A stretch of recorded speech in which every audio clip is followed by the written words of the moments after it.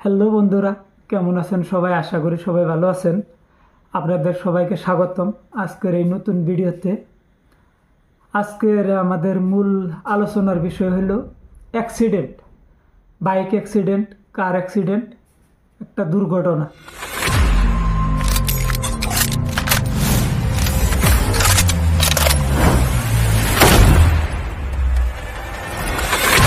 Bike কার accident বা দুর্ঘটনা।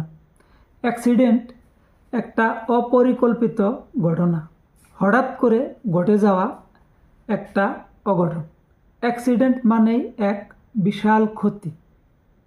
এই অ্যাক্সিডেন্ট যদিও একটা অঘটন, কিন্তু কিছু কিছু ক্ষেত্রে মানুষ নিজেরাই দায়ী। বর্তমান জীবনে কিছু কিছু ইয়ং ভাইয়েরা আছে যারা বাইক একটু আচরিতভাবে ড্রাইভ করে, ওভার স্পিডে ড্রাইভ করে। মানুষ হিসাবে বাইক একটু বেশি হেভি হয়, যারভাবে কন্ট্রোল হারায়া দেয় আর একটা অ্যাক্সিডেন্ট হয়। এই অ্যাক্সিডেন্ট যে করে বা যার লগে হয় সেই জানে জীবনে কত বড় ক্ষতি হয়। যদি কাউরে একটু শাসন করো, সে উল্টা আরও অনেক কিছু বলবে বা পারলে অপমানই করবে। যতই শাসন করো কোনো লাভ হইব না। যারা নতুন নতুন বাইক চালানো শিখে তাদের লেভেল হাই, তারা কাউরে কেয়ার করে না। কিছুদিন আগে আমার একটা ফ্রেন্ডস, একদম অন্তরঙ্গ ফ্রেন্ডস, কাছের মানুষ, বাইক অ্যাক্সিডেন্টে অন দ্য স্পট ডেথ, মারা গেছে।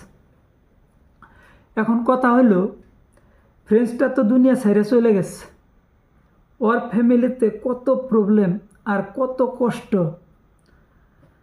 দিন কাটাইতেছে তা বলা অনেক কষ্টের। আমি নিজ চোখে দেখাইছি, আজকের দিনেও ওই ফ্যামিলিতে কান্না ছাড়া এক বিন্দু মাত্র সুখ নাই।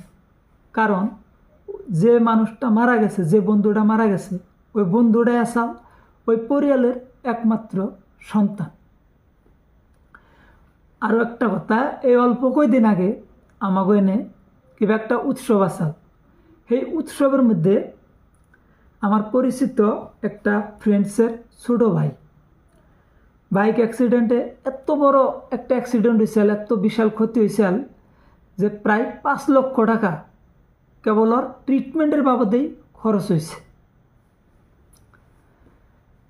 টাকা তো গেছে গেছেই, এখনও বর্তমানেও কমপ্লিট সুস্থ হইতে পারে নাই।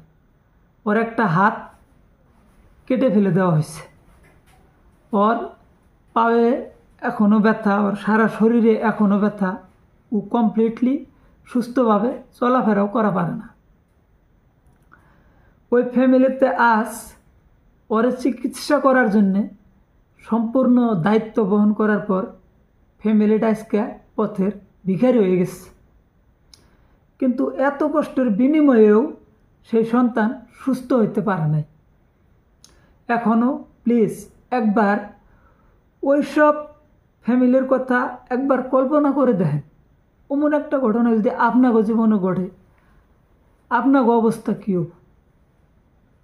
তুমি আমি যতই বুঝাই বা শাসন করি, কোনো গুরুত্বই দিব না।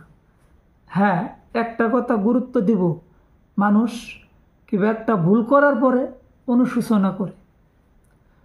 ভুল একটা হওয়ার পর অনুশোচনা করে তো আর লাভ নাই, ক্ষতি একটা হওয়ার পরে তো আর লাভ নাই। সময় থাকতে অনুশোচনা করা ভালো, সাবধানতা অবলম্বন করা ভালো। যখন একবার জীবনে এই অ্যাক্সিডেন্ট বা দুর্ঘটনা ঘটে জায়গা, তখন বলবো আমাকে একজন কোনো কেউ শাসন করে নাই বা শাসন করছে, কিন্তু ওই শাসনে কোনো লাভ হয় নাই। সময় থাকতে যদি গুরুত্ব না দাও, সময় যাওয়ার পরে গুরুত্ব দিয়ে কি হব?